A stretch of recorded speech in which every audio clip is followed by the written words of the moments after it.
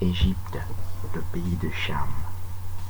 Psaume 106, versets 21 à 22. Égypte, le pays de Cham. Psaume 105, verset 23. Égypte, le pays de Cham. Psaume 78, verset 51. Égypte, le pays de Cham. Psaume 105, verset 27. Égypte, le pays de Cham. Psaume 105, verset 23 à 25 à 27. L'Égypte est le pays de Cham par 144 versets dans la Bible. Et Cham est noir, puisque on dit dans Genèse 2, les fils de Cham, Couche. Ce sont là les fils de Cham. Genèse chapitre 10, verset 1 à 32. Et Couche est noir, clairement dans Jérémie chapitre 13, verset 23. On dit Couchite éthiopien. Selon les translations, les versions des Bibles qu'on prend, on dit Couchite éthiopien, mort avec M-O-R-E, mort avec M-A-U-R-E, selon les versions des Bibles qu'on prend. On trouve aussi nègre, noir, couche avec K, couche avec K-U-S-C-H, K-U, K-O-U-S-C-H, etc. Donc, Couchite veut dire noir dans Jérémie chapitre 13, verset 23, dans toutes les versions de Bible que vous prendrez. Et l'Égypte est dans le pays de Cham. Et ici, nous avons une preuve très très courte que l'islam est faux, parce qu'il y a toute une mythologie selon laquelle il y aurait eu des savants dans l'islam en 1400 ans, et qui auraient donc inventé antérieurement les mathématiques et certaines autres choses. Bon, nous avons ici la preuve que de nos jours, que ces premières mythologies sont fausses, et qu'aujourd'hui, il n'y a pas un seul savant sur les 1,5 milliard de musulmans sur la Terre. La première étape de la connaissance, c'est de connaître son nom. Un enfant, il commence par dire papa, maman, et après il sait qu'il s'appelle Paul, Pierre ou Jacques. Quand il dit papa, maman, c'est parce que l'homme est intelligent et qu'il doit commencer par s'attacher à l'altérité, et qui pour l'enfant est vital. Mais après, la première étape, c'est de connaître son nom. Il sait qu'il s'appelle Paul ou Jacques ou Pierre. Donc, si tu ne sais pas ça, ça veut dire que tu n'as même pas 1 an ou 2 ans. Donc, le niveau d'intelligence des savants musulmans depuis 1400 ans, c'est 1 an ou 2 ans ou 3 ans, même pas. Puisqu'ils ne savent pas ce que je viens de dire ici. C'est même plus grave, puisqu'ils ne sont pas ismaélites non plus. Genèse chapitre 25. On dit Abraham enfanta Madian. Genèse chapitre 25, verset 1 à 2 jusqu'à 4. Et dans le même Genèse chapitre 25, on reprend toute la descendance d'Abraham, Isaac et Ismaël au verset 7 et au verset 13, qui sont donc les fils d'Abraham. Madian veut dire Éthiopie dans Habakkuk chapitre 3, verset 7. On dit Éthiopie, Madian. En sorte que le troisième fils d'Abraham, ici dans Genèse 25, est éthiopien, clairement. C'est-à-dire noir, comme nous venons de le définir, et que donc tous les autres descendants d'Abraham sont noirs. Donc Genèse 25 se dit donc aussi Madian au verset 2, Madian au verset 4, et Ismaël au verset 13 et au verset 7. En sorte que on peut dire Ismaël, Madian, Madian en le lisant à l'envers. Ou Madian, Madian, Ismaël. Les Ismaélites sont donc noirs, éthiopiens, dans Genèse 25. Ils le sont aussi dans Genèse 37, qui dit Ismaélite, Madian, Madian. Et dans Psaume 83, on dit Madian, Ismaël. Et dans Juge chapitre 8, on dit Madian, Madian, Madian, Madian, Ismaël. À 7 reprises. Ismaël et Madianite à 7 reprises dans Juge chapitre 8. Ismaël est donc madianite de manière systématique dans la Bible. Dans les 3 exemples que nous venons de citer, Genèse 25, Genèse chapitre 37 et Juge chapitre 8. Et même dans Psaume 83 et dans quelques autres endroits encore. Dans Isaïe chapitre 60, on dit Madian, Kédar. Madian, Kédar, Sion. Isaïe chapitre 60. Madian, Kédar, Nebajot, Sion. Et Nebajot, c'est le premier fils d'Ismaël dans le même Genèse chapitre 25 au verset 13. Donc on dit les fils d'Ismaël, Nebajot, Kedar. Et ici, dans Isaïe 60, on voit que Nebajot et Kedar, qui se trouvent au verset 7, sont madianites. Madian au verset 6. Madian veut toujours dire Éthiopie, Sion, Éthiopie, dans Habakkuk chapitre 3, verset 7. Ici, c'est aggravé parce que dans Isaïe 60, on dit Madian, Kedar, Sion. Sion au verset 14, et Sion veut dire Éthiopie dans Sophonie chapitre 3, verset 10 à 16. On dit Éthiopie, Sion, Sion. Éthiopie au verset 10, Sion au verset 14 et Sion au verset 16, avec point d'exclamation. On dit encore Éthiopie, Sion dans Isaïe chapitre 18, verset 1 à 7, avec point d'exclamation aussi. Kedar, qui est le deuxième fils d'Ismaël, au verset 13 de Genèse 25, et Nebajot, qui est son premier fils, sont donc madianites, c'est-à-dire éthiopiens, Habakkuk chapitre 3, verset 7, et encore éthiopien en tant que Sion dans le même Isaïe 60. Le même Isaïe 60 dit nom de l'Éternel. Madian veut dire, et Sion veut dire nom de l'Éternel au verset 9.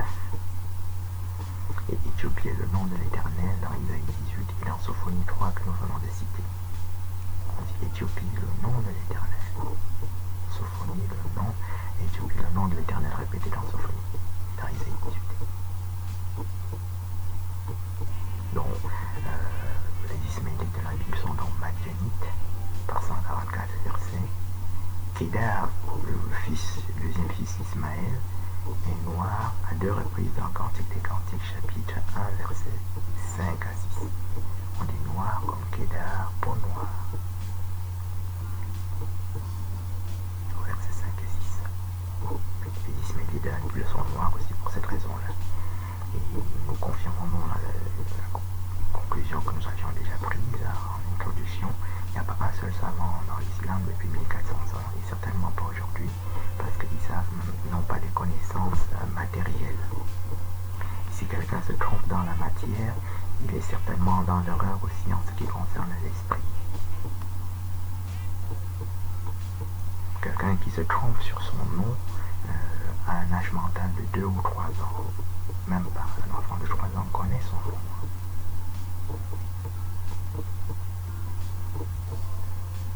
Eh bien, la terre sainte des musulmans aussi est fausse. Parce que dans la Bible, il n'y a que 2 terres saintes. Bon, la Bible fait 1000 pages, 2000 pages. Pour une personne ordinaire, ça peut être insurmontable, mais n'importe quel savant, même un très petit savant, a une vision parfaite de ce qui est écrit dans la Bible. Et Terre Sainte n'apparaît que 2 fois dans la Bible. Dans Exode chapitre 3, c'est là que Moïse rencontre Dieu sur le buisson ardent. Et on dit Moïse, Madian, Terre Sainte. Exode chapitre 3, versets 1 à 8. Cet épisode de Moïse est répété dans Actes des Apôtres, chapitre 7, versets 29 à 33. On dit Moïse, Terre Sainte, Madian, Terre Sainte, Sinaï. Actes des Apôtres, chapitre 7. Il n'y a pas d'autre Terre Sainte en tant que Terre Sainte. Et les 3 Terres Saintes, les autres 3 fausses religions, Ashkenaz, les histoires qui à Rome, ou dans l'Arabie là-bas, sont fausses. Et c'est même la preuve de la fausseté de ces 3 fausses religions. Puisque donc je répète, il n'y a pas d'autre Terre Sainte dans la Bible en dehors de ce que nous venons de citer. Et chaque fois c'est attaché à Madian, et Madian veut dire Éthiopie dans Habakkuk chapitre 3, verset 7. Il s'agit d'un sceau. Habakkuk, c'est un sceau qui permet, c'est comme une clé qui permet d'ouvrir des choses qui sont scellées, qu'on ne peut pas savoir, à part d'avoir ces sceaux-là, cette clé. Ce sont les 7 sceaux que nous avons déjà développés dans d'autres vidéos antérieures sur YouTube et sur quelques autres sites. Mec n'existe pas dans la Bible. Vous pouvez traduire ça en arabe ancien, en arabe nouveau, et ça n'existe pas dans la Bible. Vous traduisez dans les langues que vous voulez, en grec, en latin, et ça n'existe pas dans la Bible. Voilà. Nous avons commencé par une définition plus indiscutable, mais si vous prenez ça de cette façon-là, le mot mec n'existe pas dans la Bible. Bon, Terre Sainte, c'est déjà la partie spirituelle, mais nous avons vu que les noms sont faux. Et la partie spirituelle aussi est fausse, ça c'est une courte façon de le prouver. Donc chacun peut faire cette vérification. Moi j'ai travaillé dans 33 versions de Bible différentes, mais chacun peut vérifier par lui-même dans la version de Bible qu'il veut. Les Bibles sont électronisées, sont électroniques aujourd'hui. On va dans Google, on tape la Sainte Bible, on choisit une Bible quelconque, on clique dessus. Dans cette Sainte Bible, il y a un moteur qui ressemble à Google. Et dans ce moteur, vous tapez Madian. Vous verrez que dans vous tapez Ismaël, et les Ismaélites sont Madianites. Et puis vous tapez Mec, ou bien vous tapez Terre Sainte, et vous arrivez aux conclusions que nous avons apportées. De la même façon, vous tapez étoile, vous verrez qu'il n'existe nulle part dans la Bible aucune étoile de David. Vous tapez sceau, vous verrez qu'il n'existe aucun sceau de Salomon. Donc voilà. C'est aussi la preuve que dans toute la religion ashkénaze est fausse, qu'on appelle talmudisme, qui n'a rien à voir avec le judaïsme de Moïse. Bien. Et donc nous essayons de prouver qu'il n'y a pas un seul savant dans ces fausses religions, parce que Dieu est un Dieu de connaissance, et quand on découvre une telle quantité d'ignorance, ça veut dire qu'il n'y a pas un seul Dieu dans cela. Les Arabes de la Bible sont éthiopiens aussi. Deuxième livre des Chroniques, chapitre 21. On dit Philistins, Arabes, Éthiopiens, au verset 16. Philistins, Arabes, Éthiopiens. Bon, les Philistins sont éthiopiens, les Arabes sont éthiopiens de manière très claire. Les Philistins sont aussi éthiopiens. Couchites dans Genèse chapitre 10 que nous avons étudié, on dit les fils de Cham. Couche, Philistins, Philistins, verset 14 de Genèse 10.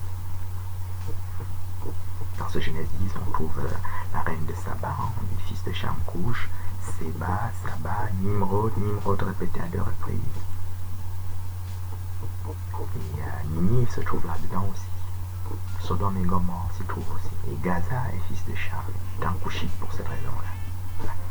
Ces religions ne sont pas stupides par elles-mêmes, c'est des religions qui sont abrutissantes, donc elles sèment l'ignorance. N'ensemencent pas la connaissance, mais l'ignorance. Il n'y a pas de Gaza là-bas. Les Gaza sont philistins et éthiopiens. Et arabe est littéralement éthiopien dans 2 Chroniques chapitre 21. Les Arabes sont encore philistins dans le 2e livre des Chroniques chapitre 26. On dit philistin, philistin, philistin, arabe. 2 fois philistin au verset 6 et encore philistin arabe au verset 7 de 2 Chroniques 26. Les Philistins, rappelons-le, donc les fils de Cham, Couche, Philistins, ce sont là les fils de Cham, dans Genèse chapitre 10. Philistins apparaissant au verset 14 et Couche au verset 6 de Genèse 10. Donc les Arabes qu'on a aujourd'hui sont des faux Arabes, les Ismaélites qu'on a sont des faux Ismaélites, et les Égyptiens sont des faux Égyptiens, qui sont donc des Ashkénazes. Ashkénaz est défini dans la Bible comme un oppresseur. Dans Jérémie chapitre 51, Ashkénaz n'est pas sémite, et dans Genèse chapitre 10 que nous étudions, il est les fils de Japhet. On dit Noé, Sem, Cham, Japhet, les fils de Japhet, Ashkénaz, qui est confirmé dans 1 Chronique chapitre 1, et dans le livre de Jacher, chapitre 10, dans lequel Ashkénaz est français. Jacher chapitre 10, on dit Japhet, Gomer, France, français, fleuve la Seine. Donc Ashkénaz n'est pas du tout sémite, ni hébreu, ni juif, mais il est français à 7 reprises dans les versets que nous venons de citer, c'est-à-dire Genèse chapitre 10, 1 Chronique chapitre 1 et le livre de Jacher chapitre 10 est décrit dans Jérémie chapitre 51 comme un supra-babylonien, c'est-à-dire il est plus méchant que Nebuchadnezzar, qui est la personne la plus méchante dans la Bible. Et tous les faux Ismaélites, les faux Égyptiens et les faux Arabes sont des Ashkénazes. Voilà, puisqu'on dit dans la Bible, vous les reconnaîtrez par leurs actes. Et c'est des gens qui coupent des têtes, qui coupent des mains, et qui sont des barbares. Ils sont définis comme barbares dans Actes des Apôtres chapitre 28. Il y a 6 reprises dans toute la Bible comme étant des barbares.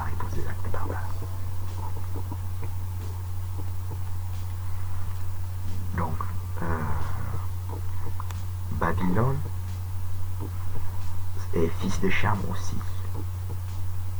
On dit dans Isaïe chapitre 21, on dit Arabi, Arabi, Kedar, Kedar, Babylone. Isaïe chapitre 21. On dit Babylone au verset 9, Arabi, Arabi au verset 13, Kedar au verset 16 et au verset 17. Donc Babylone et Kedar, noir pour noir dans Cantique des Cantiques. Et il est Babylone. Et Babylone, c'est fils de Cham dans Genèse chapitre 10. On dit les fils de Cham, Couche, Shinéar. Shinéar au verset 10. Et Shinéar veut dire Babylone dans Daniel chapitre 1. On dit Nebuchadnezzar, Babylone, pays de Shinéar, Chaldéen, Daniel chapitre 1. Et Shinéar se trouve comme fils de Cham dans Genèse chapitre 10.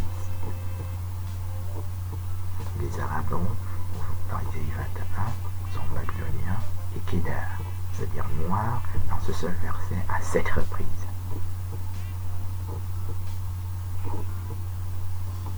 Shinéar, c'est aussi un sceau, une clé qui permet d'ouvrir par exemple ce verset. Babylone lui-même est Kedar de manière isolée dans Jérémie chapitre 49.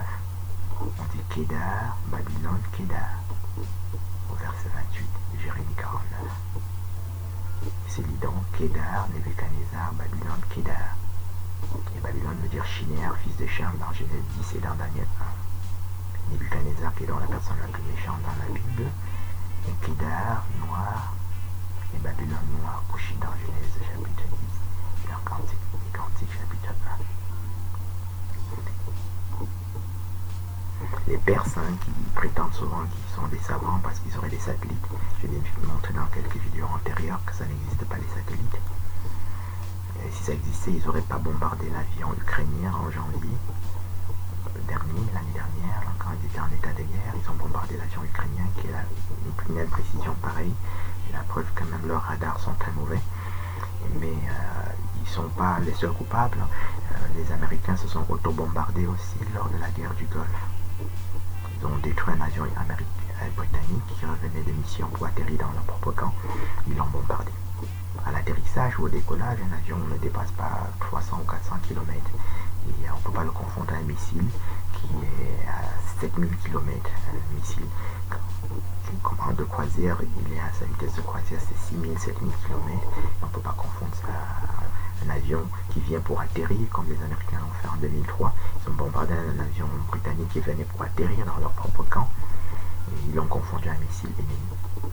À l'atterrissage, même un avion de guerre n'est pas à plus de 400 km/h. Une pareille confusion, c'est la preuve que ça n'existe pas les satellites. Dans mes vidéos, je fais des démonstrations plus élaborées, mais celle-ci est suffisante.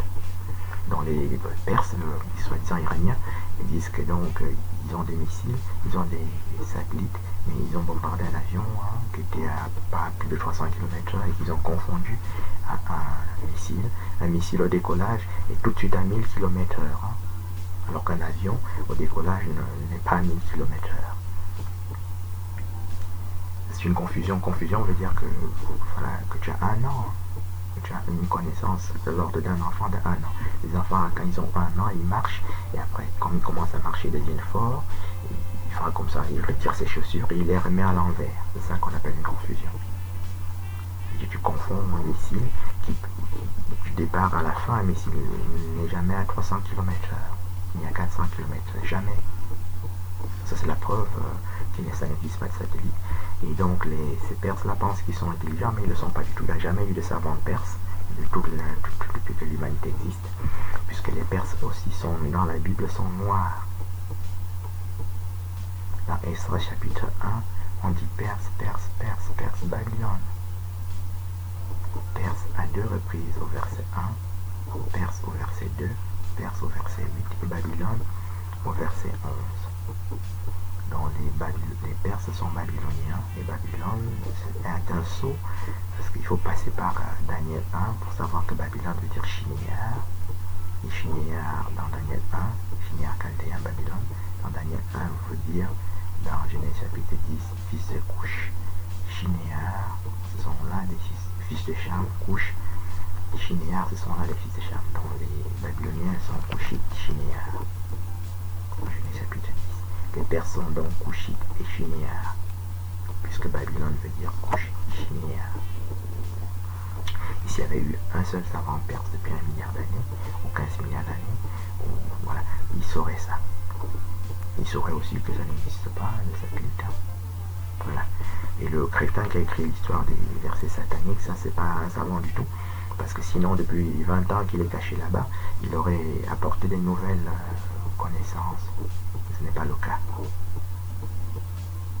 Et la connaissance ne sert pas à irriter les gens, ça sert à augmenter les gens. Et même comme nous faisons ici, comme nous tentons de le faire à dire, tu t'appelles Paul, tu t'appelles Jacques. Ou à Jacques, non, tu t'appelles pas Jacques, tu t'es trompé. Nous disons donc que les Égyptiens de la Bible, les Égyptiens d'aujourd'hui ne sont pas les Égyptiens de la Bible, mais sont des Ashkénazes. Les Ismaélites d'aujourd'hui ne sont pas les Ismaélites de la Bible, mais sont des Ashkénazes. Les Perses d'aujourd'hui ne sont pas les Perses de la Bible, mais ce sont des Ashkénazes. Je le sais très bien parce que lors du bombardement l'année dernière, par les Américains, quand ils ont tué le général iranien, bon, moi j'ai fait des vidéos pour soutenir les Iraniens. Mais quand j'ai posté ça sur le site de leur guide spirituel, j'ai même pas eu un seul like parce que les images, les thèses que je développe prouvent qu'ils sont donc Ashkenaz. Voilà, l'heure était plus à charge qu'à décharge. Bref, donc c'était l'année dernière. Et donc, il n'y a pas un seul savant là-bas non plus. Et ça c'est dans Esdras chapitre 1. Et si Esdras chapitre 3, on dit Perse sidonien. Esdras chapitre 3. Au verset 7, les Perses sont sidoniens. Et Sidon, c'est Tyr et Sidon, c'est fils de Cham dans Genèse chapitre 10. Le fils de Cham, Couche, Sidon. Couche, Canaan au verset 6. Et Canaan au verset 14, 15. Fils de Canaan, Sidon, son premier-né. Et les Perses, ici, on voit, ils sont sidoniens dans un seul verset. On dit sidoniens, tyriens, perses. Tyrien veut dire Tyr et Sidon. Et ce sont des Perses. Et ce sont les Babyloniens dans Esdras chapitre 3. Tyr et Sidon, c'est la chose la plus difficile à définir de la Bible. Mais les schémas que je viens de donner jusqu'à présent sont les schémas les plus courts pour atteindre une compréhension de Tyr et Sidon. Tyr et Sidon est défini dans Zacharie chapitre 9, on dit Tyr et Sidon, les Jébusiens. Les Jébusiens est fils de Cham, dans Genèse chapitre 10 au verset 14. Les fils de Cham, Couche, Canaan au verset 6, Canaan au verset 15. Les fils de Canaan au verset 15, Sidon son premier-né, Heth et les Jébusiens. Donc Sidon est cananéen, Couchite et Chamite. Et il y a aussi Tyr et Sidon dans Zacharie chapitre 9. Ça, c'est les trois façons les plus simples pour définir Tyr et Sidon. La troisième que nous donnons maintenant, c'est Tyr et Sidon, diamant. Dans Ézéchiel chapitre 13, on dit Tyr et Sidon, Tyr, Sidon, diamant, diamant au chapitre au verset 13. Les jardins d'Éden de Dieu couverts de diamants, verset 13. Et le diamant, c'est en Afrique, c'est pas ailleurs. Ça, c'est les trois façons de comprendre Tyr et Sidon de manière simple. Les Perses, qu'on appelle Iraniens aujourd'hui, sont donc des Sidoniens, Couchites, dans la Bible. Et ils ne sont pas du tout ismaélites, ni arabes. Ils ne sont ni les Ismaélites de la Bible, ni les Arabes de la Bible. Il n'y a jamais eu un seul savant perse nulle part depuis 1 milliard d'années, 15 milliards d'années. Il y a eu un savant dans la fausse religion des musulmans nulle part. Parce que ce que nous disons ici, ils ne savent même pas qu'ils ne sont pas ismaélites, ils ne savent pas non plus qu'ils ne sont pas arabes, ils ne savent pas non plus qu'ils ne sont pas égyptiens, ils ne savent pas non plus que ça n'existe pas de terre sainte en Arabie. Et même que l'Arabie de la Bible est Éthiopie.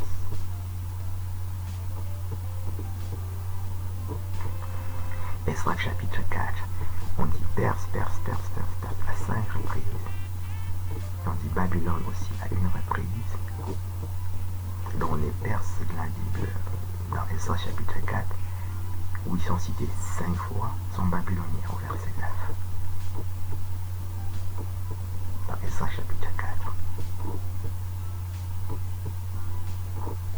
L'islam a donc une fausse religion parce que leur terre sainte est fausse. Et que les Ismaélites qui propagent cette religion sont faux aussi puisqu'ils ne sont pas Ismaélites.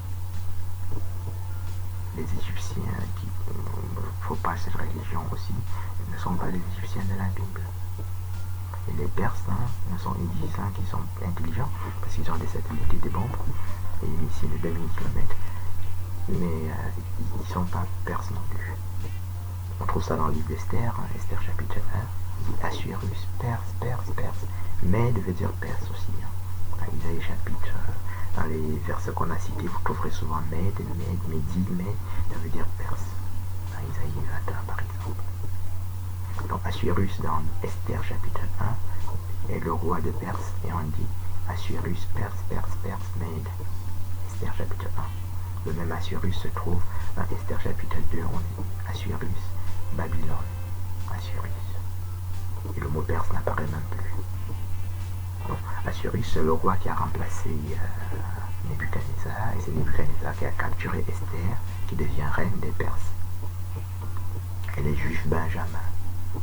Et les Benjamites dans la Bible sont couchites. On dit Psaume chapitre 7, on dit couche Benjamin. Et Esther est Juif Benjamin dans Esther chapitre 2.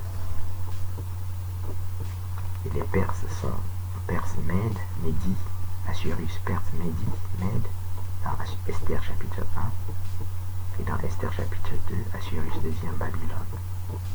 Et c'est le roi qui, Nebuchadnezzar, apparaît dans Esther chapitre 2. On dit Esther a été capturée par Nebuchadnezzar, roi de Babylone. Et à la mort de Nebuchadnezzar, c'est Assuérus qui le remplace. Voilà. Donc ça c'est quelques chemins courts pour prouver que l'islam est totalement faux dans la matière, dans la partie visible, et faux aussi dans la partie spirituelle.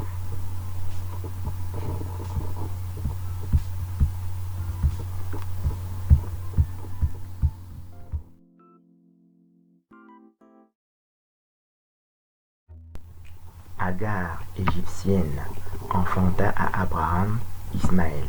Genèse chapitre 16, verset 1 jusqu'au verset 16. La mère d'Ismaël est égyptienne dans Genèse chapitre 16, où elle donne naissance à Ismaël. Et elle est donc noire puisque l'Égypte c'est le pays de Cham. Égypte, le pays de Cham, Psaume 106, verset 21 à 22. Égypte, le pays de Cham, Psaume 105, verset 23. Égypte, le pays de Cham, Psaume 78, verset 51. Égypte, le pays de Cham, Psaume 105, verset 27. Et dans 144 autres endroits encore. Et Cham lui-même est noir puisque on dit son premier fils c'est Couche. Les fils de Cham, Couche, Sidon, Gaza, Sodome et Gomorrhe. Genèse chapitre 10, verset 1 jusqu'au verset 32. Dans ce même Genèse chapitre 10 au verset 3, Ashkenaz est fils de Japhet et pas fils de Sem. On dit Noé, Sem, Cham, Japhet. Et au verset 3, Ashkenaz est fils de Japhet. Son père s'appelle Gomer, descendant de Japhet. Et Gaza est noir, comme on le voit ici. Couche lui-même est noir de manière indépendante dans Jérémie chapitre 13, verset 23. En comparant les 33 versions de Bible que nous avons couramment sous la main, on donne Couche, ça donne Couche, éthiopien, nègre, noir, mort. Voilà. De manière très indépendante, Couche est donc noir. Couche, que ce soit Couche avec C-U, S-C-H ou avec K, K-O-U ou K-U. Et tous les couches sont noirs, nègres, morts, etc. Les morts sont donc noirs, les morts sont pas faux ismaélites qu'on a aujourd'hui. Mais ils sont nègres, comme on peut le voir dans Jérémie chapitre 13, verset 23, en comparant 33 versions de Bible, ça donne ce que je viens de dire. Les Ismaélites sont donc noirs dans la Bible pour cette raison-là aussi.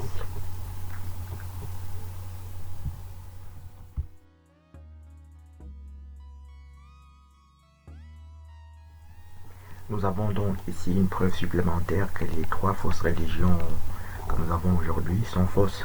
C'est-à-dire ce qu'on appelle le catholicisme, le talmudisme ashkénaze, qui n'est donc pas le judaïsme, et donc aussi l'islam. Voilà. Et c'est des fausses religions qui ont élevé des cancres à la hauteur de savants, comme Thomas d'Aquin. Nous avons déjà démontré depuis plusieurs années dans plusieurs vidéos que Thomas d'Aquin est un parfait crétin et qu'il est dans la confusion totale. Voilà. Et les ashkénazes aussi, donc ils sont eux-mêmes aussi dans la confusion. Eux, ils sont pardonnables dans ceci que plusieurs de leurs vrais savants ont déjà dit qu'ils ne sont pas juifs, par exemple. Benjamin Friedman, Marek Alter et quelques autres. Alors que l'islam est dans la profondeur même de l'ignorance, puisque leur prophète est un parfait ignorant, hein, comme nous voyons ici, et que tout le livre du Coran est rempli d'ignorance comme ça. Et c'est comme ça, par exemple, que les Perses, qu'on appelle les faux Perses, hein, qui sont les Iraniens d'aujourd'hui, disent que le prophète Mahomet est de chez eux, et qu'ils descendent du prophète Mahomet. Alors que nous voyons ici que donc Agar égyptienne, c'est-à-dire mère d'Ismaël, est noire. Nous avons démontré déjà antérieurement qu'Abraham aussi était noir. Il y a 144 chemins pour prouver qu'Ismaël est noir. Donc, ils sont 80 millions, hein, les Iraniens. Et ils pensent qu'ils sont les descendants du prophète, alors que le prophète est noir déjà ici par sa mère, et par Abraham, comme nous le démontrons au quotidien. Donc tout le monde est ignorant dans ces choses-là. Et non seulement c'est un livre d'ignorance, ce sont des livres d'ignorance, des religions d'ignorance, et qui nourrissent l'humanité de leur propre ignorance. Et de leurs faux prophètes, hein, que ce soit le prophète Mohammed des musulmans, donc il y a un antéchrist, le Thomas d'Aquin des catholiques, qui est le docteur angélique des 40 docteurs de cette fausse église aussi, de Pierre Diamant. Appelés Roms barbares, hein, c'est tous des Romains, hein, voilà. Falsificateurs, hein, comme c'est décrit dans le livre des Romains, chapitre 1, épître aux Romains, chapitre 1. Ils retiennent la vérité captive.